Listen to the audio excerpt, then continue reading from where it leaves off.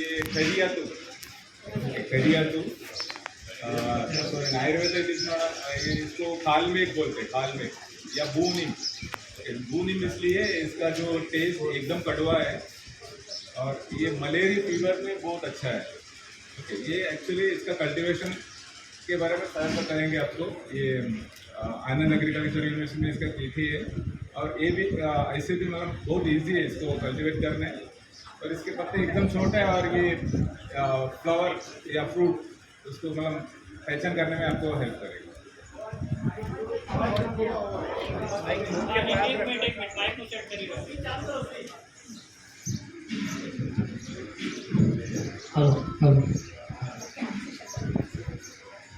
કરિયાતું બરાબર, કડું કડિયાતું એવા નામ આપણે સાંભળ્યા હશે। તો કડું એ અલગ પ્લાન્ટ અને કરિયાતું એ અલગ પ્લાન્ટ। આ કરિયાતું મેલેરિયામાં ખાસ એનો ઉપયોગ થાય અને એ આખું વપરાય પંચાંગ, લગભગ 10 કે 12 ઇંચ ઊંચો છોડ થાય બરાબર। અતિશય કડવું અને ફાયદો એ કે આની એ સાહેબ ત્રિવેદી સાહેબ વધારે વિસ્તારથી કહેશે, આ કરીએ તો ઊંઘ શાંતિથી થાય, કેમ કે કોઈ ભૂંડનો એનો ત્રાસ ન રહે। કડવી વસ્તુ ને એટલે લોકો ખાય નહીં બરાબર। એ કરિયાતું અમારી જે ફાર્મસી છે આયુર્વેદ કોલેજ સાથે સંલગ્ન છે, સુંદર આયુર્વેદ ફાર્મસી, લગભગ 250 જેટલી અમે દવાઓ બનાવીએ છીએ અને એનો સપ્લાય અમારી 250 બેડની આયુર્વેદ હોસ્પિટલ છે નડિયાદ ખાતે જ, જેએસ આયુર્વેદ કોલેજ અને પીડી પટેલ આયુર્વેદ હોસ્પિટલ, જ્યાં 250 બેડ એટલે કે એટ અ ટાઈમ 250 દર્દીઓને દાખલ કરીને સારવાર આપી શકાય। એક ક્ષમતાવાળી હોસ્પિટલ છે જેની પથારીની ઓક્યુપેન્સી, બેડ ઓક્યુપેન્સી, તમે ગમે ત્યારે આવો ત્યારે તમને લગભગ 70% પથારીઓમાં દર્દી જોવા મળે। 250ના 70% એટલે થોડું સાદું ગણિત તમે ગણી શકો। તો એ પેશન્ટ પ્લસ અમારા જે ઓપીડીમાં જે પણ પેશન્ટ્સ આવે છે એને જે ઔષધની રિક્વાયરમેન્ટ છે આયુર્વેદ દવાની, એ અમે જાતે બનાવીએ છીએ અને એ બનાવવા માટે અમારું નાનું મેન્યુફેક્ચરિંગ યુનિટ છે અને એક સીધો સાદો નિયમ છે, જો કાચું સાચું તો પાકું વધારે સાચું બરાબર। એટલે આ સહિયારો પ્રયાસ કરીએ છીએ કે સારી ક્વોલિટીનું રો મટીરિયલ જો આયુર્વેદમાં મળતું રહે તો સારા પરિણામો આપી શકીએ અને એટલે અમે ખેડૂતો સાથે સીધા સંપર્કમાં જેટલા બને એટલા રહેવાનો પ્રયત્ન કરીએ કે સાચું મટીરિયલ અમને મળે। અને મેડમે કહ્યું એ પ્રમાણે કે સાચું તમે ઓળખતા હો બરાબર, નામથી ઓળખતા હો, ઘણીવાર એવું ને એવું બીજું પણ હોય તો પ્રોપર આઈડેન્ટિફિકેશન શું હોઈ શકે એ સાહેબ ડિટેલમાં કહેશે। તો એ અમારી જે રિક્વાયરમેન્ટ છે મેડિસિનની લગભગ 250 જેટલી દવાઓની, એમાં કરિયાતું પણ અમે વાપરીએ છીએ। અમારી વાર્ષિક જરૂરિયાત લગભગ 700 થી 800 કિલોની હોય છે અને હું હવે પછીથી જે દવાઓના કાચી દવાઓના અહીંયાથી ભાવ તમને આપીશ એ એવરેજ માર્કેટ રેટ છે અને પર કિલો છે, એ તમારે ખાસ નોંધવું બરાબર।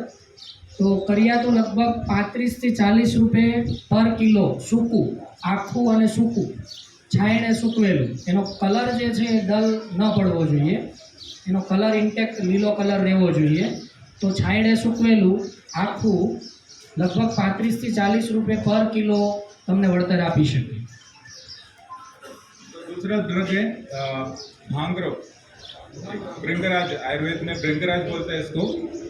और इसका भी बहुत सारे जाति आता है। ये तो सफ़ेद कलर में फूल आता है इसमें। ओके, ये ओरिजिनल है।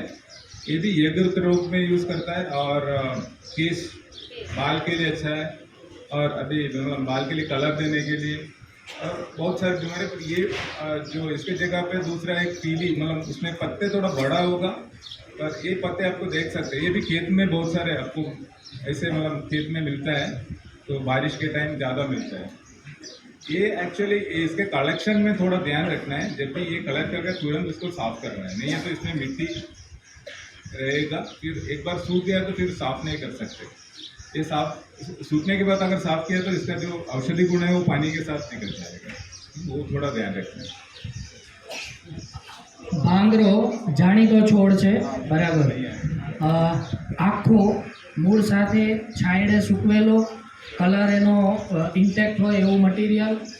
અમારી રિક્વાયરમેન્ટ વર્ષે 500 કિલો, બરાબર, અને ભાવ તમને મળે એનો 50 થી 60 રૂપિયા પર કિલો. સાહેબે જે વાત કરી એની કલેક્શન મેથડની, તો ભાંગરામાં ભાંગરો અને જે છોડ, ઇવન કડિયાતું પણ જે આખું વપરાય છે એને ઉપાડી અને તરત આપણે જેમ મેથીની ભાજી ધોઈએ, દાણાની ભાજી ધોઈએ, એ રીતે લીલું ધોઈ કાઢવાનું, 1 દિવસ તડકે ખુલ્લામાં રાખવાનું અને પછી એને છાંયડે સુકવણી કરવાની. તો ધૂળ માટી કચરો પણ નીકળી જાય અને સારી રીતે સુકાય, એના કલર અને એના તત્વો પણ જળવાયેલા રહે. અને ભાંગરો આપણને સામાન્ય એવું મગજમાં હોય કે ભાંગરો વાળ માટે, બરાબર, પણ લીવરમાં પણ એનું બહુ સારું કામ છે. એ લીવરના અલગ અલગ રોગો છે, એમાં લીવરની પોતાની રોગ પ્રતિકારક શક્તિ વધારવામાં ભાંગરો ઘણો ઉપયોગી થાય. पंजाब में यूज होता है.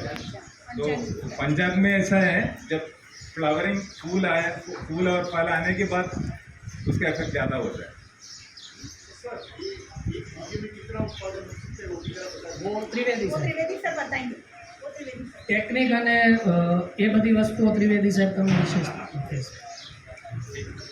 तो ये सबको मालूम है गढ़ो, गुजराती नाम गढ़ो, और ये आयुर्वेद में इसको गुटुची अथवा अमृत बोलते हैं. अमृत, अमृता.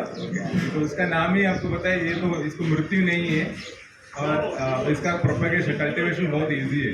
ओके, ये छोटा छोटा, और इसका आइडेंटिफिकेशन अमृत जैसे पत्ते आपको बहुत सारे पौधे में मिलता है. तो आइडेंटिफिकेशन इसमें आपको देख सकते हैं, एक पत्ते में 7 नर्व्स होता है. ओके, तो वो उसका आइडेंटिफिकेशन है. और उसका जो पीटीओल है बहुत लंबा होता है.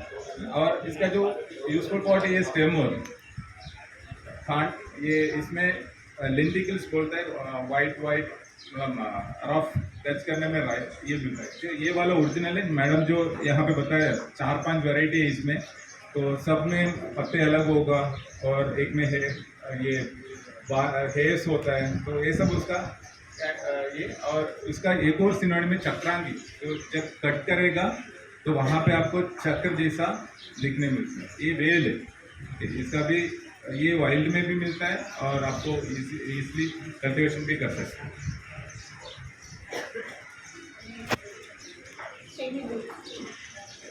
ગળો, બરાબર, કોરોનામાં બધાને બહુ કામમાં આવી અને અમને બહુ તકલીફ પડી. કદાચ સાહેબે એગ્રી થશે. શાસ્ત્ર, આયુર્વેદ શાસ્ત્રમાં એવું લખ્યું છે કે ગળો જે વાપરવાની એ લગભગ અંગૂઠા જેટલી જાડી હોય કાંડ, એ વાપરવું જોઈએ. કોવિડ કાળમાં પરિસ્થિતિ એવી કપરી હતી કે ટચલી આંગળી કે એનાથી એ પતલી, બરાબર, મળવી બહુ મુશ્કેલ હતી. અને બહુ બીજી ત્રીજી વેરાયટીઓ પણ વપરાઈ ગઈ. એના સારા નરસા પરિણામો પણ ભોગવનારાએ ભોગવ્યા. પણ ખાસ એટલા માટે ભાર આપવાનો કે સાહેબે 2 ઓળખ વિશેષ આપી. જે આયુર્વેદમાં ગળોનું વર્ણન છે એ ગળો, એક એના પાનની અંદર જેમ આપણે નસો હોય ને શરીરમાં, તેના પાનમાં નસો, નસ હોય, અને 7 જેટલી હોય પાનમાં, બરાબર. અને એનું પાન જે છે એ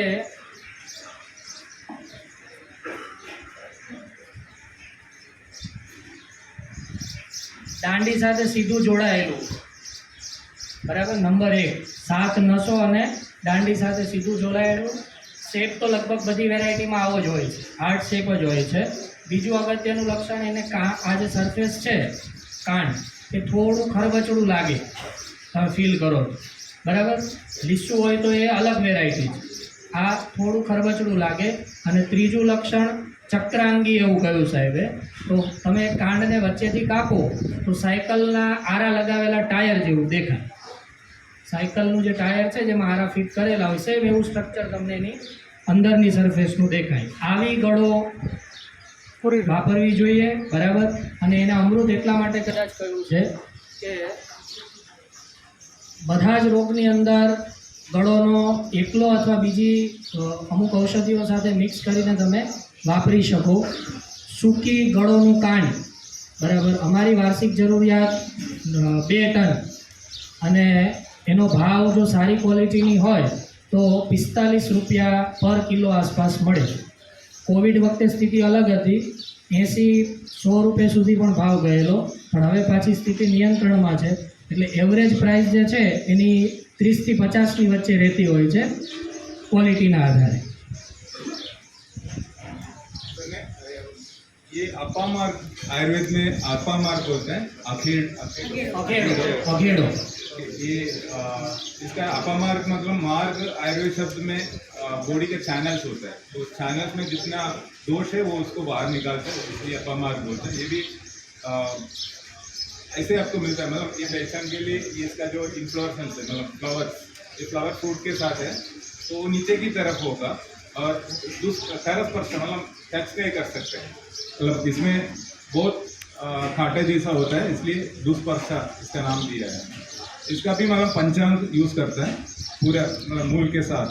और जब फ्लावरिंग फ्रूटिंग होगा तभी कलेक्ट करना है और इसको अच्छे से साफ करके ड्राई करके यूज़ कर सकते हैं. ये बहुत बीमारी मतलब ये कास उधरस ये सब में बहुत अच्छा काम करता है. और ये हेमरोइड्स में मतलब उसमें भी बहुत अच्छा काम करता है. અઘેડો લગભગ બધાય પરિચિત હશો. એની ઓળખ તો આ જે ફ્રૂટવાળો પાર્ટ છે દાંડી એ ઘણી લાંબી હોય અને એમાં ઝીણા ઝીણા ફ્રૂટ્સ લાગેલા હોય. ધ્રુવસ્પર્શ એને ટચ ના કરી શકાય, ટચ કરો તો દુઃખ થાય, કાંટા ચૂભે, એટલા માટે એનું નામ ધ્રુવસ્પર્શ આપેલું છે. અને આ પણ આખું વપરાય પંચાંગ મૂળ સાથેનું, અને બે રીતે ઉપયોગ છે એનો. સૂકું પંચાંગ પણ અમે વાપરીએ અલગ અલગ રીતે, ચૂર્ણ બનાવીને કે ઉકાળો બનાવવા માટે. અને એક સ્પેસિફિક આની અંદરથી પ્લાન્ટ આલ્કલીઝ એટલે આ છોડની અંદર જે ક્ષારીય તત્વ છે એને અલગ કરી અને એનો પણ અમે અલગથી ઉપયોગ કરીએ. બરાબર.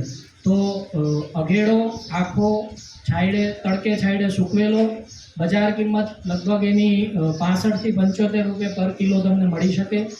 અને આમાં પણ કલેક્શન કર્યા પછી તરત એને એક વખત પાણીથી ધોઈ સાચવીને એટલે ધોવાનો કે આ ઉપરના બિયા છે ને એ ધોતી વખતે છૂટા પડી જાય.